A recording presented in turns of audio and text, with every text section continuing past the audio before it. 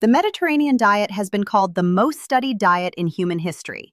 Over 40 years of research, hundreds of clinical trials, consistent associations with longer life, lower heart disease, lower dementia risk, lower diabetes risk. So why are so many seniors who follow it carefully still struggling with their health? The answer is one mistake. It's not the olive oil, it's not the fish, it's not the wine. It's something far more fundamental that most seniors get wrong from day one. And the research is crystal clear about what it is, why it matters more after 60, and exactly how to fix it. Today, I'm walking you through the largest Mediterranean diet trials ever conducted, the specific finding that changed our understanding of how this diet works in older adults, the one nutrient seniors are systematically under-consuming on this diet, the exact research-backed fix, and the 4 medication interactions you must know about. By the end of this video, you'll know whether you're actually doing the Mediterranean diet or whether you're following the version that was never designed for someone your age. Let me start with what the Mediterranean diet actually is, because most people in the United States, Canada, and the United Kingdom are following a version that bears little resemblance to what was studied in the original trials. The diet was first described in the 1960s by an American researcher named Ansel Keys, who noticed that people living in southern Italy, Greece, and parts of Spain had remarkably low rates of heart disease compared to Americans. What they ate was simple: vegetables at every meal, legumes several times a week, fish 2 to 3 times a week, modest amounts of dairy primarily from sheep and goats, olive oil as the main fat, fruit for dessert, and very little red meat. Bread and pasta were present, but in smaller portions than people think. Wine was consumed in small amounts with meals. That's it. No superfoods, no supplements, no expensive ingredients. Just simple, traditional eating built around plants and fish. But here's where the modern interpretation goes wrong. Today, Mediterranean diet in the United States often means pasta with olive oil, salads with feta, occasional fish, and Italian restaurant portions. The vegetable content is dramatically lower than the traditional diet. The legume content is often nearly zero. The fish frequency is once a week instead of 3 times. And the total caloric intake from carbohydrates is much higher than the original. People think they're following the Mediterranean diet. They're actually following an Italian-American restaurant diet, which is not the same thing. Quick pause. Before we go further, if you've been following what you call the Mediterranean diet for months or years and your blood markers haven't improved much, this is the most likely reason. The diet you're following probably isn't the one the studies measured. Stay with me, because the fix is simpler than you'd expect. The single largest and most important Mediterranean diet trial in history is called PREDIMED. It was a Spanish trial published in the New England Journal of Medicine in 2013, then reanalyzed and republished in 2018. 7,447 adults, ages 55 to 80, all at high cardiovascular risk. They were divided into 3 groups. Group 1 followed the Mediterranean diet supplemented with 30 grams of mixed nuts per day. That's about a small handful. Group 2 followed the Mediterranean diet supplemented with at least 4 tablespoons of extra virgin olive oil per day. Group 3 followed a low-fat control diet, which is what doctors had been recommending for decades for heart disease prevention. The trial ran for nearly 5 years. The results were so striking that the trial was stopped early on ethical grounds. It was considered unethical to keep the control group on the low-fat diet. The 2 Mediterranean diet groups showed roughly 30% reductions in major cardiovascular events, heart attacks, strokes, and cardiovascular death, compared to the low-fat group. Let me repeat that. A 30% reduction in heart attacks and strokes from a dietary pattern. No medication produces that effect on top of standard care. But here's the part that got buried in the headlines. When researchers looked closer at who benefited most, 2 groups stood out. First, participants who actually ate the prescribed amount of nuts and olive oil daily showed the strongest benefits. Compliance mattered enormously. Second, participants over 65 who consumed adequate protein and adequate omega-3 rich foods showed greater improvements in cognitive function in addition to cardiovascular benefits. Those who treated the diet as primarily a plant-based, low-protein, low-fish version saw smaller benefits. That second finding is the seed of what we're about to discuss. Because here's the mistake most seniors are making: pattern interrupt. I want to address something I hear constantly from viewers. I'm doing the Mediterranean diet. I eat lots of vegetables, whole grains, and olive oil. Why am I still losing muscle and feeling tired? The answer is in the next section. The Mediterranean diet, as it's commonly practiced in America, dramatically undersupplies one nutrient that becomes critically important after age 60. And no amount of olive oil fixes it. The mistake is protein. Specifically, the mistake is treating the Mediterranean diet as a low-protein, mostly plant-based diet, and assuming that's enough at age 65, 70, or 75. It isn't, and the research now makes this very clear. Here's what changed in our understanding. For most of the last 50 years, dietary protein recommendations were set based on studies of younger adults. The standard recommendation, about 0.8 grams of protein per kilogram of body weight per day, was designed to prevent deficiency in healthy young people. For a 70-kilogram adult, that's about 56 grams of protein per day. That's the number behind most general dietary guidelines. But starting around 2013, researchers in geriatric nutrition began publishing findings that overturned this assumption for older adults. The most important paper came from a panel called the PROT-AGE study group, published in the Journal of the American Medical Directors Association. They reviewed decades of research and concluded that adults over the age of 65 require significantly more protein than younger adults. Their recommendation: 1 to 1.2 grams of protein per kilogram of body weight per day for healthy seniors. 1.2 to 1.5 grams per kilogram for seniors with acute or chronic illness or recovering from surgery or injury. For a 70-kilogram senior, that's 84 to 105 grams of protein per day, roughly 50 to 90% more than the standard recommendation. Why the increase? Because aging changes how the body responds to protein. There's a phenomenon called anabolic resistance. As we age, our muscles become less responsive to dietary protein and to physical activity. The same amount of protein that built muscle at 30 produces a smaller response at 70. To overcome that resistance, seniors need more protein, distributed more evenly across the day, with each meal containing enough to trigger muscle protein synthesis. Most seniors eat too little protein at breakfast, modest protein at lunch, and try to make up the difference at dinner, which simply doesn't work biochemically. Now connect this back to the Mediterranean diet. The traditional Mediterranean diet, as practiced in rural Greece and southern Italy in the 1960s, included fish 3 times a week, legumes several times a week, sheep cheese daily, and small amounts of meat. The total protein intake was actually adequate to high, roughly 70 to 90 grams a day for an average adult. But the modern American interpretation of the diet often drops these items, increases pasta and bread, and ends up delivering 40 to 60 grams of protein per day. For a senior whose body is anabolically resistant, that's a recipe for muscle loss, also known as sarcopenia, fatigue, frailty, slower wound healing, and increased fall risk. Pattern interrupt. If you're finding this useful, if you want more videos that explain why standard health advice often fails seniors and what the research actually recommends instead, subscribe to the channel. I publish 2 evidence-based reviews every week, and every claim in this video is linked in the free citation PDF in the description. Bring it to your doctor or dietitian if you want to discuss adjusting your diet. Let me show you the research that confirms this is the mistake to fix. A 2017 study published in the American Journal of Clinical Nutrition followed 2,986 adults over age 60 for 6 years. Those who consumed the highest amount of total protein, averaging 1.2 grams per kilogram daily, had a 51% lower risk of becoming frail compared to those consuming the lowest amount. That's a dramatic difference from a single dietary variable. A 2019 study from Wageningen University in the Netherlands examined Mediterranean diet adherence and muscle mass in 1,200 adults over 70.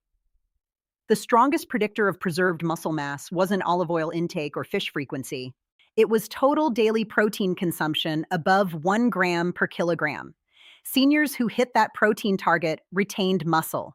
Those who didn't lost muscle even while following the rest of the Mediterranean pattern. A 2021 trial randomized 200 seniors to either standard Mediterranean diet or Mediterranean diet enhanced with 25 to 30 grams of protein per meal. After 6 months, the enhanced protein group showed better muscle strength, faster walking speed, and better balance scores. Same diet pattern, same calories, same fat. The difference was protein distribution. The conclusion across this body of research is clear.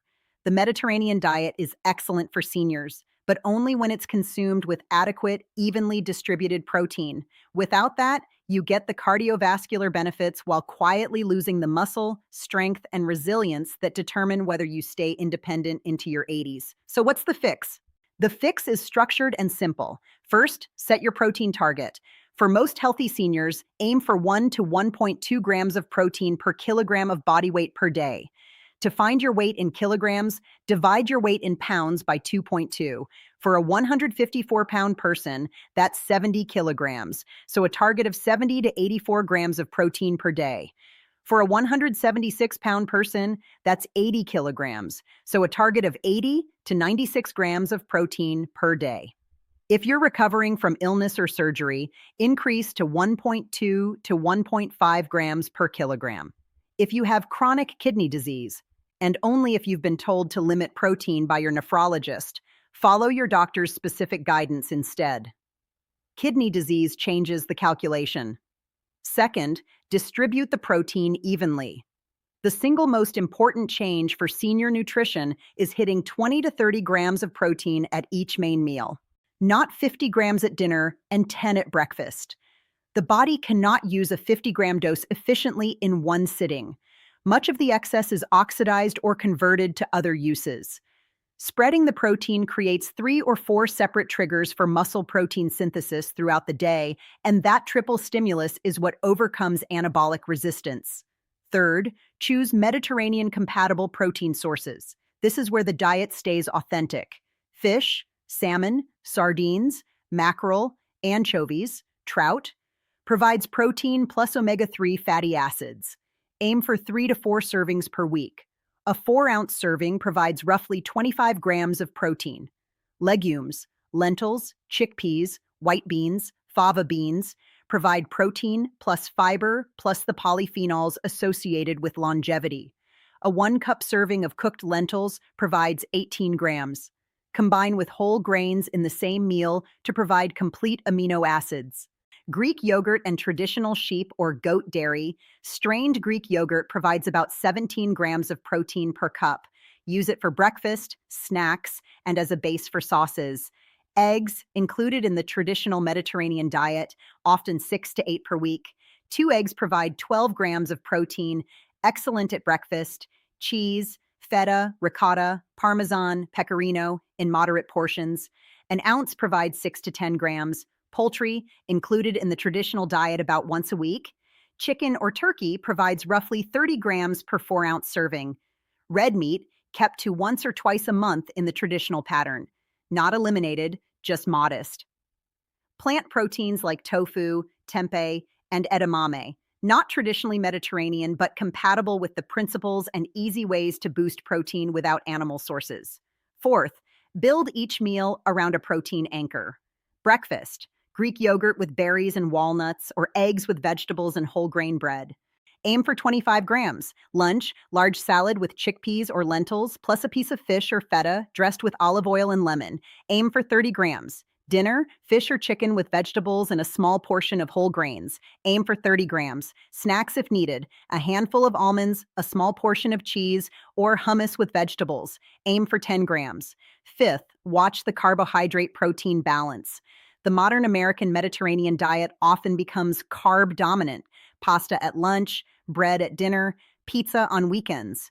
The traditional diet had carbs, but in smaller portions, accompanied by significant protein and vegetables. Aim for protein to occupy about a quarter of your plate at each meal, vegetables half the plate, and carbohydrates the remaining quarter. Quick pattern interrupt. I get asked frequently, isn't high protein bad for the kidneys in older adults? The answer is no, with one exception. For seniors with healthy kidney function, meaning normal eGFR on routine blood work, protein intakes of 1 to 1.5 grams per kilogram are safe and have been studied extensively. The myth that high protein damages healthy kidneys has been thoroughly debunked. The exception is established kidney disease. If your eGFR is below 60, and especially if it's below 45, your doctor may want you on a lower protein intake. Get your kidney function checked annually after 60 and follow your doctor's guidance based on your specific numbers. Now let me cover the 4 medication interactions you should know about. First, blood thinners.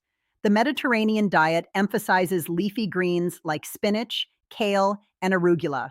These are excellent foods but contain vitamin K, which interacts with warfarin. The fix is consistency, not avoidance. Eat the same approximate amount of leafy greens every week. Your warfarin dose will be adjusted by your doctor based on consistent intake. Sudden changes, eating no greens for a month, then adding 3 big salads a week, destabilize warfarin levels. Aged garlic, fish oil, and high omega-3 intake also have mild antiplatelet effects that can add to warfarin. Coordinate with your pharmacist. Second, diabetes medications. Increasing fiber and reducing refined carbs, both Mediterranean diet principles, often improves blood sugar control significantly. This means seniors on insulin or sulfonylureas may need their medication doses reduced as they adopt the diet. Without adjustment, blood sugar can drop too low. Check fasting glucose more frequently in the first month. Communicate the dietary change to your doctor. Third, blood pressure medications. The Mediterranean diet, especially the protein-adequate version, lowers blood pressure modestly. Combined with prescription blood pressure medications, this can sometimes result in too low blood pressure, dizziness, and fall risk. Monitor home blood pressure readings.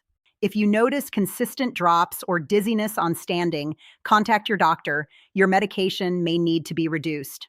Fourth, statins and cholesterol medications. The Mediterranean diet typically improves cholesterol profiles. Some seniors find their LDL drops enough that statin doses can be reduced. This must be coordinated with your doctor based on lipid panel results. Some statins also have interactions with grapefruit, which is common in Mediterranean breakfasts. Read your statin label carefully. 2 conditions require special attention before increasing protein on this diet. First, established chronic kidney disease, especially stage 3B or worse. Talk to your nephrologist about your specific protein target. Don't blindly increase protein without that guidance. Second, gout.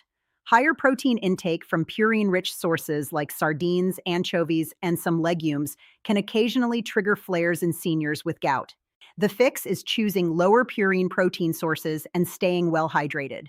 Most seniors with stable gout do fine on a Mediterranean diet with adequate protein, but if you've had a recent flare, coordinate with your doctor. Pattern interrupt. The free citation PDF in the description includes the 3 major studies I've referenced, the PROT-AGE protein recommendations, a sample 7-day meal plan with protein counts, and a wallet card you can take to your doctor or dietitian. No email required to download. Let me address some specific questions I get about this. Is a fully plant-based Mediterranean diet okay for seniors? It can be, but it's harder. Achieving 1 gram per kilogram of protein on a fully plant-based diet requires deliberate effort, significant legumes, soy products, nuts, seeds, and ideally a protein supplement. Most plant-based seniors I've seen following Mediterranean principles fall short on protein unless they specifically plan for it. If you choose this path, work with a dietitian, supplement vitamin B12, and consider a plant protein powder added to a daily smoothie to meet targets reliably. Is the Mediterranean diet better than the DASH diet for seniors? Both are excellent. DASH was specifically designed for blood pressure and is slightly higher in dairy and lower in olive oil and wine. The Mediterranean diet has stronger evidence for cardiovascular outcomes, cognitive function, and longevity in seniors. For most older adults, the Mediterranean diet, adjusted for adequate protein, is the better evidence-backed choice. For seniors with severe hypertension or kidney disease, DASH may be modified appropriately by a doctor or dietitian. What about wine? Should seniors drink it? The traditional Mediterranean diet included 1 small glass of red wine with meals. Recent research has revised our view. There's no level of alcohol that's clearly beneficial, and any benefits are now considered to be more from the social and meal context than the wine itself. For seniors on multiple medications who often have reduced liver function and increased fall risk, alcohol carries more risk than benefit. The pragmatic answer: if you don't currently drink, don't start. If you already drink moderately and it's not causing problems, the traditional one glass with dinner is probably fine. If you're on blood thinners, sleep medications, or have any liver issue, talk to your doctor about reducing or eliminating alcohol. What about olive oil? Is more really better? Extra virgin olive oil is the cornerstone of the diet for good reason. The PREDIMED trial used at least 4 tablespoons daily. That's a significant amount, about 500 calories. For seniors who are not very active, this much oil can contribute to weight gain over time. The fix is using olive oil generously but mindfully, as the main cooking fat, on salads, on vegetables, on bread, instead of butter. Most seniors do well with 2 to 4 tablespoons daily. What about supplements on this diet? The diet itself supplies most nutrients well when properly executed. The exceptions to consider for seniors: vitamin D, particularly in winter or in northern climates, vitamin B12, since absorption declines with age, omega-3 fatty acids if you don't eat fatty fish at least twice a week, and possibly creatine, which has strong emerging evidence for muscle preservation in seniors. Discuss any of these with your doctor before starting. Let me give you the practical recommendation, the one I'd give a friend. If you're over 60 and following the Mediterranean diet or planning to start, your number one priority is protein. Calculate your target. Distribute it across 3 meals at 20 to 30 grams each. Build each meal around a protein source: fish, legumes, eggs, Greek yogurt, poultry, or cheese. Then add vegetables generously, whole grains modestly, and olive oil liberally. Get your kidney function checked annually so you know your baseline. Track home blood pressure and blood glucose if relevant. After 3 months on this protein-adequate version, get repeat blood work and review with your doctor. Most seniors see improvements in cholesterol, blood pressure, blood sugar, and inflammatory markers, along with preserved or improved muscle strength. What the Mediterranean diet will not do: it will not work if executed as a low-protein, carb-heavy version. It will not reverse advanced disease on its own. It will not produce visible benefits in 2 weeks. The cardiovascular and cognitive benefits build over months and years. It is not a quick fix, and it is not a magic bullet. It is one of the most thoroughly studied and most effective long-term eating patterns in human history, but only when adapted for the specific needs of an older body. The mistake most seniors make is treating the Mediterranean diet as if it were designed for a 30-year-old vegetarian. It wasn't. It was developed by observing older adults in agricultural communities who ate a protein-adequate, plant-rich, fish-frequent, olive oil-anchored diet and lived well into their 80s and 90s with low rates of chronic disease. Bring the diet back to its origin with enough protein to support the body you have now, and the research suggests you'll get the full benefit the original studies measured. In the next video on this channel, I'm reviewing ashwagandha for seniors, a remedy with growing evidence for stress, sleep, and muscle, but several important safety considerations for adults over 65. If you haven't subscribed yet, the link to the free citation PDF for today's studies is in the description, and the next video drops on Friday morning. Thank you for watching. Eat well, move gently, and never start anything new without checking with your healthcare team.